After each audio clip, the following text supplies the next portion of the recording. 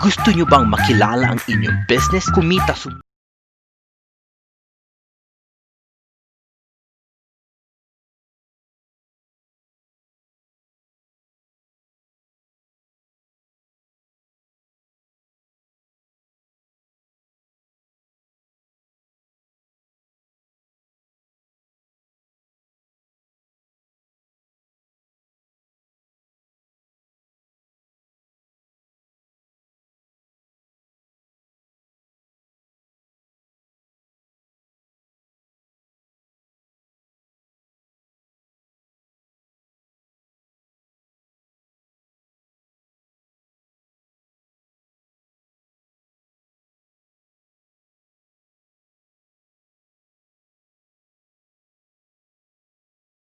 Ano Tim? Anong nangyari? May kayong balungs mo, tsaka yung balungs mo, itong mga men, potok. Kaya putang yakan mo kayo. Lano? Masikit lumulog ka! Wating, putang yakan malasing kanita ka magsalita na eh. Magpahin ako putang yakan malasing niya. Na? Kaluwat salita sa ninyo kay... Lukluk ka! Baksabi ng kapitan! Lukluk ka! Ganyo! Ba? Ako lalaban! Ako lalaban! Tanig. Ako lalaban! Masikit mo ito! Paman-paman ka kayo. Anyat, ayan o, in-interview mo yung kasama mo, tayo payawas niya. Opo ka! Lano? Sige, ala ko pala sa karmatan! Putang yakan malasing kanita, magkanya-kanyang bugok. Bala mo ko kaya, biyan niya po itatang mo. Opo ka kayo! Si Errol Dacame, ang Kamaong Asero. Ulitin natin. Isa pang roll, Nick. Ulitin natin yung video para makita ng ating mga viewers. One more roll. Lano Tim? Anong nangyari? May kayong balungs mo, tsaka yung balungs mo, itong mga men, potok. Kaya putang yakan mo kayo. Lano? Masikit lumulog ka! Wating, putang yakan malasing kanita ka magsalita na eh. Magpahin ako putang yakan malasing niya. Na? Kaluwat salita sa ninyo kay... Lukluk ka! Baksabi ng kapitan! Lukluk ka! Ganyo! Ba? Ako lalaban! Ako lalaban! Tanig. Ako lalaban! Masikit mo ito! Paman-paman ka kayo. Anyat, ayan o, in-interview mo yung kasama mo, tayo payawas niya. Opo ka! Lano? Sige, ala ko pala sa karmatan! Putang yakan malasing kanita, magkanya-kanyang bugok. Bala mo ko kaya, biyan niya po itatang mo. Opo ka kayo! Yan po ang kahindik-hindik na nangyari po sa Tarlac City. So nasa linya po natin yung taong ginulpi nung magaling na kapitan. Ang kakausapin po natin sa linya ay ang complainant natin, si Mang Reynaldo Mateo. Mang Reynaldo, magandang hapon po. Ayan. Pakilakasan mo nga, Nick. Magandang hapon, sir. Magandang hapon din po. Opo. Kayo po si Mang Reynaldo Mateo. Yes po, ako po. Mang Ray, kayo po yung nasa video na ginulpi ni Kapitan. Opo. Opo. Ano po ba ang nangyari at bakit na ginulpi ka? Namin ko naman po, nakainom po ako doon. Nakainom ka, okay. Oo. Pagkatapos po, ang nilalagit ko lang sa loob, yung sabi nilang ayuda. Pangakong ayuda. Oo. Sino ang nangako, Ray, sa'yo? Si Kap po, at saka si Kagawan. Si Kapitan nangako sa'yo ng ayuda. Aling ayuda ang ipinangako sa'yo, Mang Ray? Yung sinasabi. Alin po? Yung sinasabi po. Nagputol-putol, sorry. Ang tinutukoy mo bang ayuda rito yung SAP ng DSWD? Oo. Kasi bago po tumating yung edito, sinabi po nila na sa second batch, makakasali po ako. Isasama ka, oo. Opo. Ikaw ba ay pumirma ng form? Wala po. Hindi ka pinapirma ng form, pero pinangakuan ka. Opo. Okay. May narinig po akong kwento na yung mga magulang mo ay pinapirma din, pina-fill up sa form? Yung bakit sabi ko po, pagkatapos at saka ito sa ko. Saglit sir ha. Ray, malabo lang yung signal. Pwede bang medyo lumipat ka ng kwan mo? sige po. Location mo para inuupuan mo siguro baka kwan. May na yung dating ng signal. Maliban yan po. sa iyo, Mang Ray, may pinapirma pa, may pinafill up pa sa bahay ninyo tungkol sa dapat daw ay ayuda. Wala po. Oo. Sino pa ho ang pinapirma? Yung pinapirma po, yung nakakuha ng perma. Yung tatay ko at saka yung bayo ko. Tatay mo at bayaw mo. Opo, sila po yung nakakuha. Opo. By the way, ikaw ba ay kwan? Ikaw ba ay nagtatrabaho sa barangay Mang Ray? Hindi? Hindi po. Hindi po. Pero may narinig po akong balita na malapit ka raw kay Kapitan. Wala po kong sinasabing balita na malapit po. kay Okay, Kapitan. walang ganon. All right. So tama ba ang nangyari na dahil sa sama ng loob na wala ka namang natanggap, nag-inom ka na lang, uminom ka at nagsalita ka doon sa may bahay mo na nasaan na yung ayuda. Pinangakuan kang wala. Ganon ba? No po. Yun nga po yung sinabi. Hindi naman po ako lumabas ng bahay. Nasa bakuran po ako pagkatapos. Ang sinasabihan ko po, yung nanay ko at saka yung asawa ko. Mm. Yun lang po yung sinasabi ko. Bakit biglang dumating ang magaling na kapitan? Ano nga ang pangalan ng kapitan ninyo? Si Noel ako ang po. Noel Ocampo. Opo. Ayan. Ang barangay ninyo ay, tama ba, Buena Vista? Yes po. Buena Vista dyan sa Tarlac City. Yes po. Paano ba yan nakapanghimasok si kapitan doon sa parang kayo lang nag-uusap? Kaya lang malakas ka mo ang boses mo at ang tinatanong mo yung nanay at tatay mo? Hindi po. Yung asawa ko po at saka nanay ko. Yung asawa mo at nanay mo? Opo. Parang nagwawala ka doon sa bahay ninyo. Bakit wala ka? Tinatanong mo asawa at nanay mo. Okay, so Po. paanong nangyari at biglang napasok sa eksena si kapitan? Yung kagawad po si Vergara. Sino? Si Kagawad Vergara po. Kagawad Vergara. Oo. Anong ginawa? Lumabas po siya. Okay. Pagkatapos, sabi po niya, anong problema ko daw? Wala akong problema kagawad, sabi ko. Mm. Paglasintin mo ko dyan, sabi niya. Yun nga, dumating nga dun si Kapitan. Ba't di mo sinabi ng diretso? Kagawad ka mo, asan yung ayuda? Pero hindi mo pa nga nasabi, dumating ng kapitan, ano? Opo. At pagdating ng kapitan, ayun na ang nangyari sa video. Yun nga. Okay. Yun nga, sunod na nangyari. Ano ngayon ang Ano ngayon ang nagpa-medical legal ka na? Yung nagpa-medical legal ko po, Opo. ang linabas po sa TPCA, yung alak lang po yung nandun. Wala po yung basag ng labi ko sa loob ng bunganga ko. Magpa-medical legal ka sa iba, ha? Kasi mukhang may anomalya doon sa medical legal na pinuntahan mo. Pumunta ka sa iba. Pagkatapos po, yung bukol po dito sa may gilid ng ibabas ng tenga ng kanywa. Oo. May bukol po yun. Wala, hindi rin po kasama. Saang lugar ka? Saang ospital ka pumunta? Tarlac Provincial Hospital po. Ay, wala. Pagka ganyan, pumunta ka sa ibang ospital. Para ma-medical legal ka. Ilang araw na ba yan? 2 araw na, no? Oo. Pangalawang Hindi araw na po ngayon. sa pasok. Ang problema niya, may video. So, kahit walang medical legal na videoan ang galing ni Kapitan. Noel Ocampo. Ano yan? Ocampo ba yan? Opo. Noel Ocampo. Kapitan ng Buena Vista. Ano ngayon ang gusto mo mangyari sa kapitan ninyo?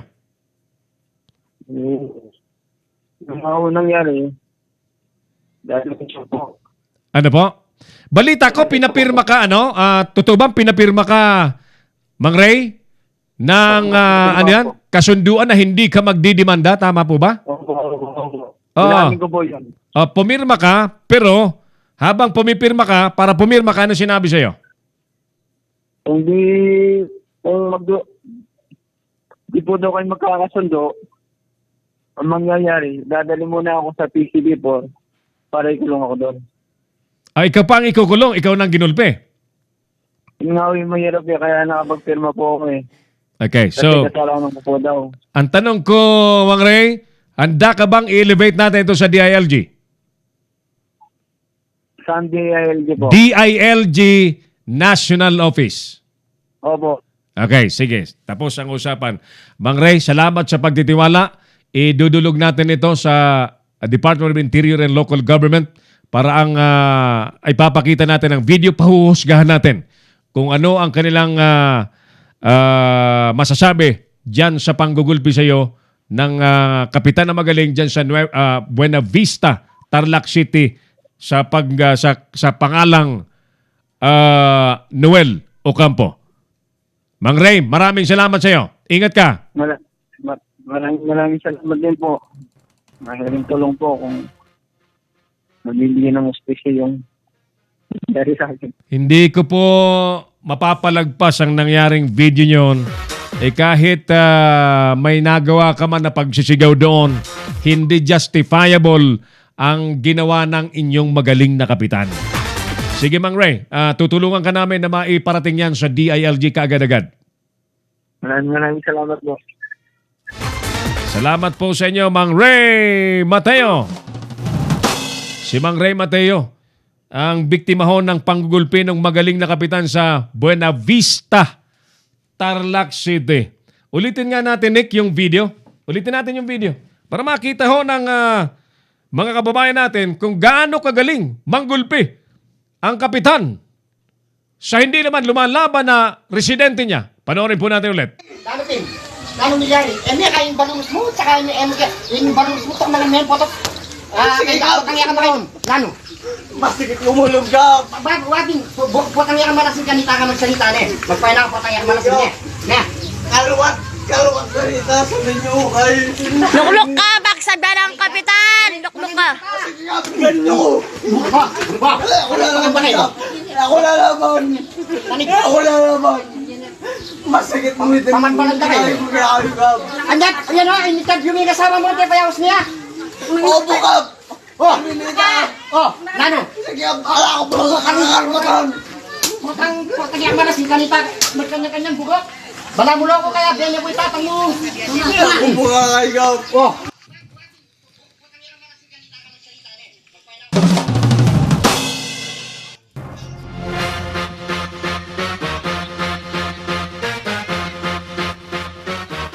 Kaibigan, dumulog po sa ating palatuntunan ang naturang biktima. Si Ray Mateo. Humihingi po ng hustisya. Hindi natin mapapalagpas ang naturang insidente. Isusumiti po natin kagad ang nakita niyo po ang pangyayari para husgahan at aksyonan po ng DILG National Headquarters. Ayan, so ito po ay kaya natin ito ipinakita, tamang-tama naman, ipinakita natin. I think this is a classic example of an abusive what? Abusive government? Barangay is a government. What can you say, mga kaibigan? So, barangay pa lamang yan. Barangay pa lamang po yan. Yeah. Naglasing yung mama. Nasa bahay nila. Nasa bahay nila. Nagtatampo lamang dahil hinahanap yung ipinangakong ayuda, wala. Kung matino ang barangay official dyan sa Buena Vista, especially ang kapitan at ang kagawad na magkasabwat, ay di tinawag sana yung mama, si Mang Ray, pinaliwanagan kung ano talaga nangyari. Bakit hindi siya nakatanggap? Ay ganun po sana ang pinakadesente at pinakamatinong ginawa ng magaling na kapitan. Hindi yung nanapak, nanuntok, nanadyak hanggang sa mahiga sa lamesa. Yung kawawang si Mang Ray Mateo, mga kaibigan. Classic example, an abusive government. So, well, yun po ang ating gagawin. Ipaparating po natin kaagad yan sa DILG. Kung hindi man natin makausap live sa ating palatuntunan si DILG Undersecretary Martin Bobot Dinyo, even na mamaya po pagkatapos ng ating palatuntunan, ito po ay makakarating na kagad. Garantisado. Garantisado, sigurado. Agad makakarating po ito sa DILG kahit pinapirma mo, kapitan, ng may pagbabanta ang kabarangay mo para hindi ka na reklamo. hindi mo mapipigil sapagkat kumalat na ang video, nakita na ng tao, nakita na kung gaano kakaangas at kagaspang. You are an abusive barangay chairman and you should not stay any moment sa ginawa mo dyan sa barangay hall mo. Wala eh. Ikaw mismo ang gumawa ng kapahamakan mo. Ikaw mismo ang gumawa ng bagay na mahuhusgahan ka ng DILG. Ito na nga po ang sinasabi natin eh. Kapag ka may nalasing sa pwesto, barangay kapitan pa lamang, akala niya may karapatan na siyang manakit anytime. Putang ina. Nagkakamali ka, kapitan. Alright, batiin muna natin John Garcia of Cavite, Archie Jimenez. Walang audio daw tayo. Nick, meron? Wala tayong audio. Okay na. Hans, hi Sir Errol, dahil po balik operasyon na ang mga sidecar at tricycle, sana yung mga hinuli ng police, ng ECQ pa ay ibalik na sa mga may-ari para na makapaghanap buhay na sila ng maayos at marangal. Tama. Dito po kasi sa Paco, PCP, Manila, ay kailangan daw pong magbayad ng 200 pesos kasamang barangay certificate para daw po may balik sa kanila ang mga nahuling sidecar or tricycle kung susumahin nasa 20 mahigit po ang kanilang nahuli. So 20 plus 200 times 200 ba makakadali ho ng magkano? 4,000 pesos yung PCP. Paco. Diyos ko po. Kalamidad na nga pagkakapirahan pa. Nakikiusap na tayo. Nananawagan na tayo sa hepe. Black Commander ng PCP Commander ng Paco. Wag naman nating pahirapan pa para makapaghanap buhay ng matino. As long as na sila po ay babiyahe lamang po sa pinapayagang lugar, okay po 'yon. Mamomonitor niyo naman po eh. Kung bumiyahe po sa illegal na lugar, sa hindi pwede, di hulihin niyo ulit. But in this time of crisis, mari po ba PCP Commander ng Paco? Huwag niyo nang singilin yan. Huwag nyo nang singilin, ibalik nyo na para maghanap buhay. Kung hindi nyo po ibabalik yan, ayudahan nyo araw-araw. Kasi kung ang pamilya ay dyan po umaasa ng ikabubuhay sa sidecar na yan, tricycle, padjak, kawawa naman kung wala pong magagamit. Papakiusap po natin sa PCP Commander ng Paco na i-release na yan nang wala ng bayad. Nang kayo po ay makatulong pa sa nagigipit na mga kababayan po natin.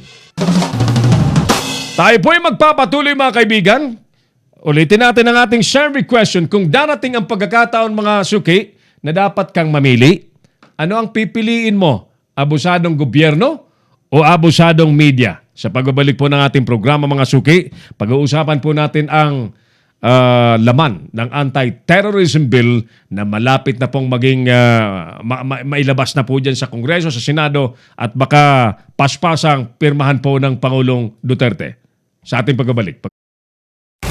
Magbabalik si Errol Dacame sa Kamaong Asero. Bring your business over 1 million TV or online. Reach your target customers anytime, anywhere.